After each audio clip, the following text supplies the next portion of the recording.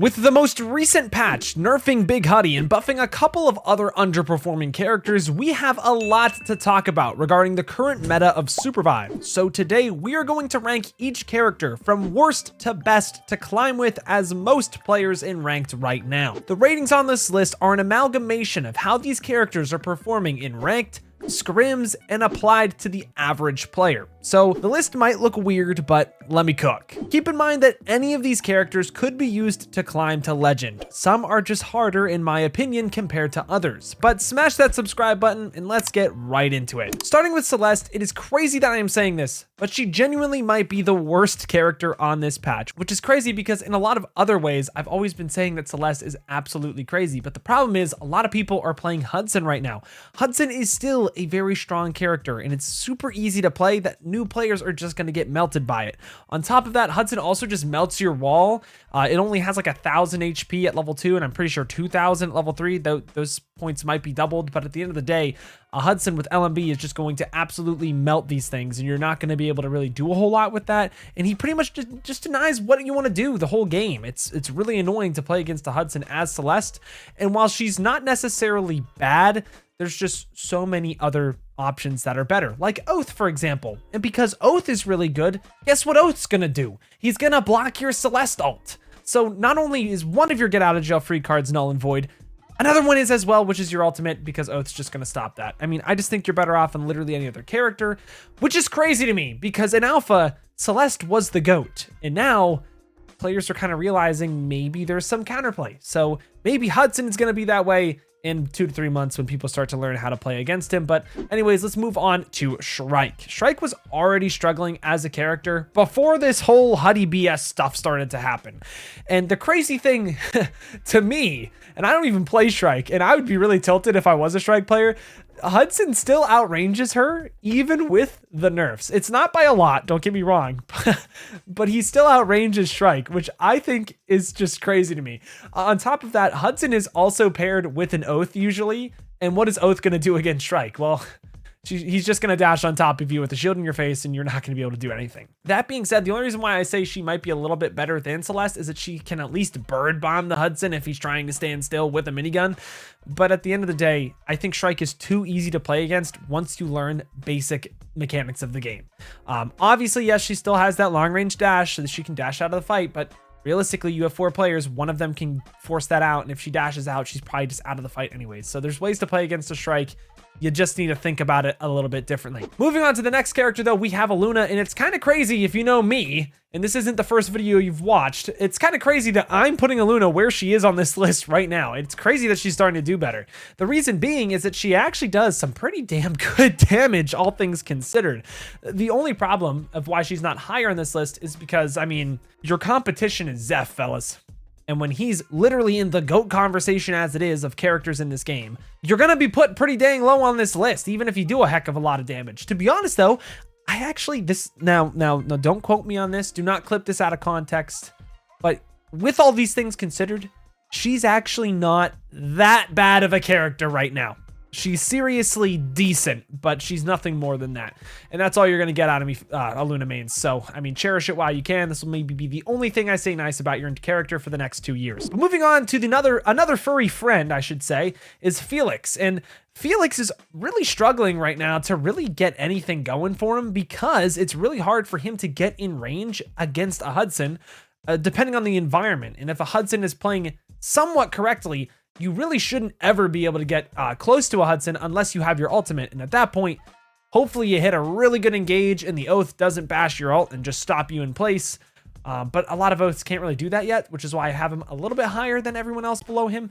That being said, I mean, with all these things with a Felix, yes, the anti-heal that you can apply, yes, the ultimate that you can get in pretty easily compared to other characters, Oath is still a better option because Oath can really hard counter this. The main thing with Felix is that he's still just really good at pub stomping people. So that's something to note. Moving on to the next character though, we have Bishop, who used to be a character that I thought was really, really good. And I still think she is, but what's crazy to me is that Bishops are really underperforming right now. I haven't really ran into a Bishop, and this is no flame, that gave me a lot of troubles in ranked compared to other characters. I don't think she's necessarily bad, but because Hudson is being overutilized and it's really hard for bishops to get in for punches, she's been underperforming as a result. Now, because of all these different things, and because the Hudson is just in the game and the dashes aren't doing as well as they did and the hover wings got nerfed, it's just hard to close the distance on this character when you're getting beamed. So that's kind of why I'm putting this character lower. I don't think she's necessarily in a bad spot. I just think other characters are in an overpowered spot, which makes me feel weird for putting her this low, but I mean, that's just kind of how it be right now if you're a bishop player. But now we have Void, and Void is next up because he's just so difficult, and because this is for the average player, I think most Void players are just struggling to get things to work because they're still learning how their character works. And if there's one character that I get trolled by in ranked the most, it is probably a friendly Void that is learning the character. And that's no flame, because eventually you're going to be the GOATs of this game, and I'm going to be praising you for being the GOAT that's just absolutely owning teams. But as of right now, I think people are still trying to get their thumb down on the character, try to learn them to the point where it's like, you know, there's just better characters to be playing for early success right now. That being said, I still think that like Void free swaps are pretty good, but then you're also just picking up a Celeste who's pretty bad against Hudson right now. So for all things considered, unless you're like Nidhogg or someone else that plays Void consistently every day, there's probably better options for you. But you know what? Who cares? Because you know what? Void is fun. Void is fun. So have fun. If this was a fun tier list, Void would probably be S tier. But all right, moving on to Jhin. Jhin used to be a character that I rated pretty darn low. But in my opinion, I think Jhin is probably in the best spot in terms of being a healthy hunter. He's in the best spot he could absolutely be right now because he's really strong in the right hands in the right situation, but he doesn't feel like dog shit to play against. He actually feels pretty darn fun to play against too because of this new right click buff that he just got yesterday. Now that his dagger is actually thrown out much faster, it allows him to get on top of specifically Hudson really fast once you get to that threshold where you can do execution damage. And I'll tell you, if you can just execute the Brawl, or not the Brawl, if you can just execute the Hudson right at the start of a fight, you are going to carry games for your team. That being said, I think there's a better character that we'll talk about at the very end of this video to do this specific thing. But okay, now we're looking at the Shiv buffs, which make her a little bit of a better character. But the thing is that she still struggles to close the distance against the Hudson. Now, if you play really smart, you probably will frag out on Shiv. But the thing is, the way Shiv's been played for a while is the very pub stompy, just absolutely click the enemy again and again and again. It's super just, can you aim better? Shiv now, because Hudson has such a big hitbox and it's so easy to hit the shots, and you'll get punished if you just hit shots. It's weird because she kind of shifted in focus on how she needs to be focusing what her main like ability is that you need to be able to play her. You need to be able to understand how to approach fights, approaching fights with jump pads, approaching fights with a dagger behind you and maybe a power to get you in, get some damage, pop out. Those kind of things with Shiv, I think, are more important than am I hitting a cartwheel and power every single shot, at least right now for the character, which I think that'll change once some other characters get nerfed and she can start having a little bit of more pop-off moments right now. But for the time being, I think she's a little bit more of a methodical character, which I never thought she would get to this point. But she absolutely does right now. So moving on to Ghost. The Ghost buffs, I mean, we're just talking about all the characters that got buffed, also make this character a whole lot better. The thing is that contrasts the buffs for Ghost compared to these other characters is I don't think that's what's making him a better character now.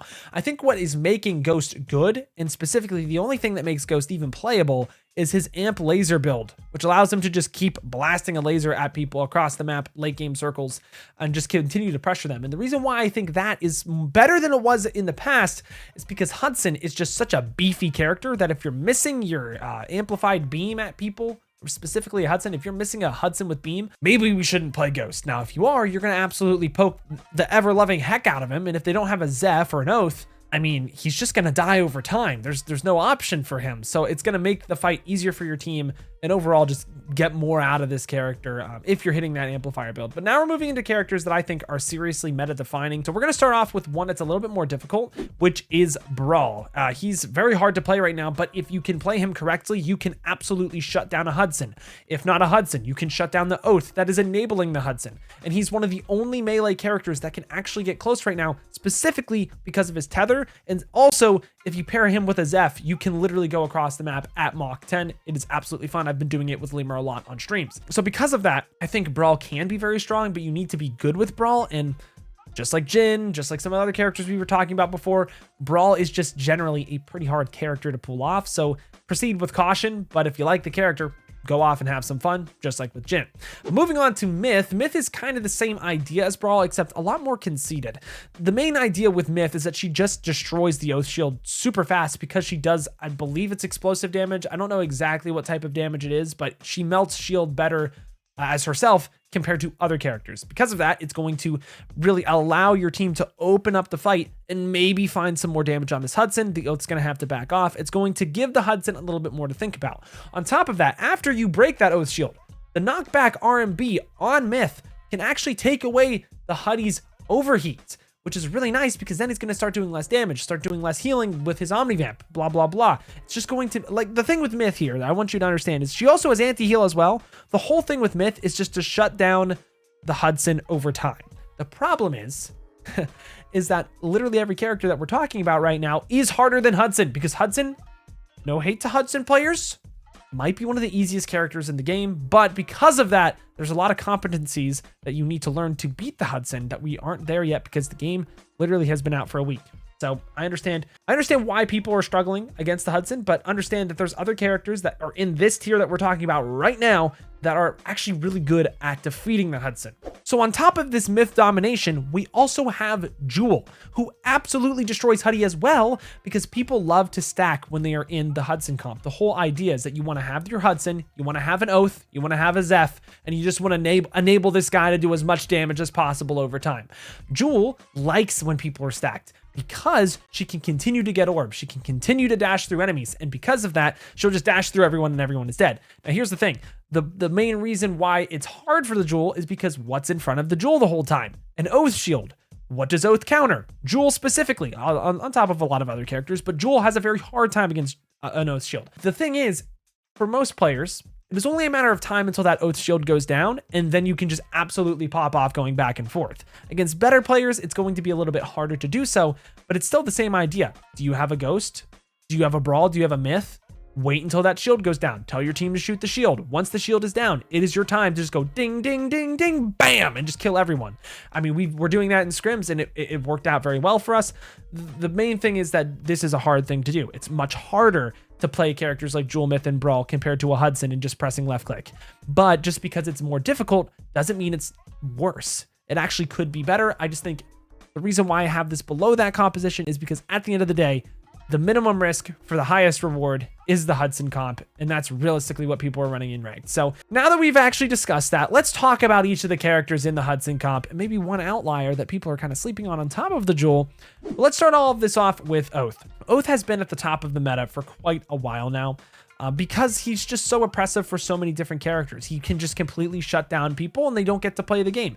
That being said, I think because Hudson is a lot stronger, it's a lot harder to play Oath because you have to be a lot more considerate about your shield charge and realistically what you're doing at that. And also on top of that, it's actually starting to make me want to change the build that I'm running because so many people are running Hudson. So because you have to adapt right now in the meta with Oath, I think he's actually a little bit harder than what people give credit for. That being said, the shield is super nice to just keep your team alive on top of your Huddy. The longer the Huddy shoots, the more damage he does, and the easier the fight is to win. Stuff that we've already discussed earlier in this list. The thing is that I don't think the Huddy comp is the best comp. I've said this before. I just think it's the most accessible, and Oath is what makes it more accessible for players because then your Huddy doesn't need to worry about positioning. Your Huddy just needs to worry about, I'm behind my Oath is making space for me, I'm pressing left click, and things go burr. That is realistically what is the meta right now for most players, so that's why Oath is so strong. Now, the next one that I think could be the Thanos God character is Zeph. Zeph is just crazy good with both of the comps that are really good right now. Those two comps being the Huddy comp that I've nonstop been yapping your ear off about all video today, and also the comp that likes to surround that Huddy comp, to not let Huddy just shoot from one angle, to force this guy to think a little bit. I'm talking Brawls and Myths and Jewels. Zeph does really good with that because remember, what does the Huddy comp want to do? They want to stack together. What does that mean? Zeph's going to get easier nades on you. That's why Zeph is just so darn strong right now. He also has great healing. He has great self-peel mobility. He is just an all-around great character right now. He is a little bit more difficult to play than what people give him. That being said, I still think he is absolutely crazy. And I think he might be, unironically, the only must pick in the game right now. Now, that might be biased because I do play a lot of Zeph right now, but seriously, the games that I play Zeph versus the games that I do not play Zeph, you can tell there is a clear difference in difficulty in how you can approach every fight in the game. But we've gotten to this point in the list. It's time to talk about Huddy, a big Huddy even. And the thing is the reason why Huddy is so on top of this list is because Huddy is just easy to play, because you don't need to know really what's going on. All you need to do is press left click and you're getting a lot of value. Now, the thing is that I think as the player base develops, as players learn more about the game, he is going to go down in value because there's just so many things you can do to this guy to make his life difficult. We as a player base, because the game is so new, are just not ready to deal with it yet. The whole idea against the Hudson is to just surround him from so many angles and force out his mobility, which now, because of the nerfs, now Hudson actually has a weakness because his mobility got nerfed. So when you do surround him, it's going to feel a lot more impactful than it did when the game first released. Because of this, I'm saying, and I'm going to stand on business here, I think Hudson is overplayed. I think he's overhyped. I still think he's a little overtuned and very good, definitely worthy of being in the A tier, high B tier.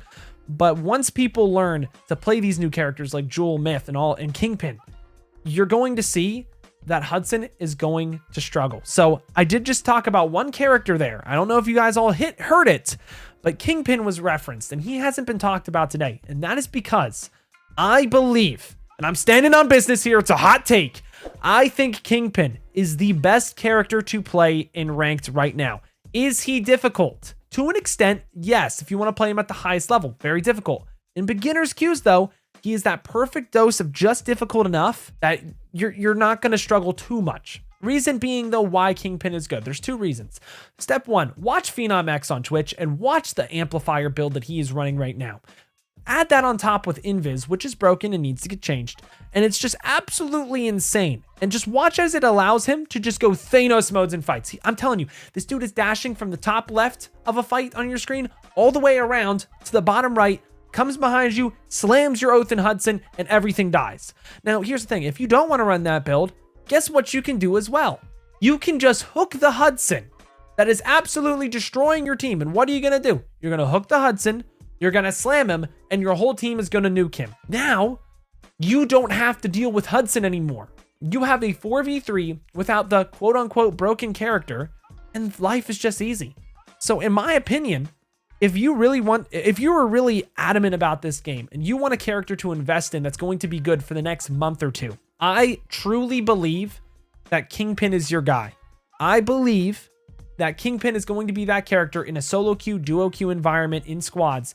Kingpin is the character that can just solo carry games because every single fight you were always going to get a pick if you hit a hook, realistically with the current iteration of how much damage he can do. So maybe it's a hot take. Maybe I'm standing on business, but I'm telling you, some of you are going to try Kingpin. You're going to try him for a week. You're going to get super good at him. And then you're going to realize, wait, now I understand why TLD is not running Hudson in scrims. Maybe we are sleeping on this Kingpin character.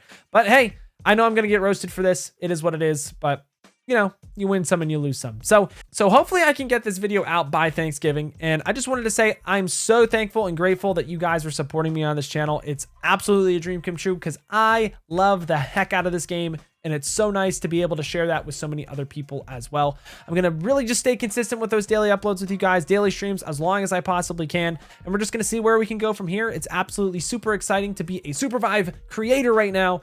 But with all that out of the way, I just appreciate you guys all so much for watching.